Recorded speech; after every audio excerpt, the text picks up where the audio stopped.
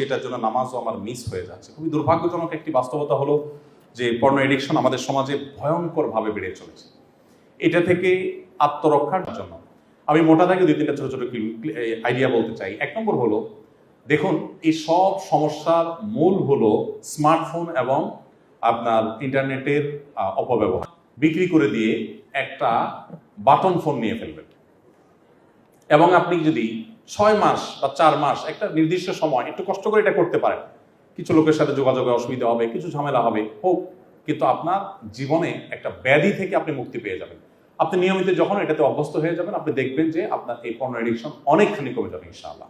এর একটা বিষয়।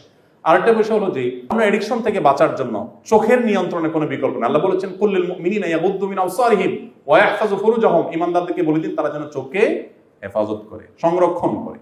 এবং নারীদেরকেও নির্দেশ করা হয়েছে তারাও কিন্তু চোখের হেফাজত করতে হবে। নারী যদি মনে করেন না আমাদের জন্য এই নির্দেশ নাই, ভুল হবে। আপনাদেরকেও কি করতে হবে? চোখে সংযত করতে হবে।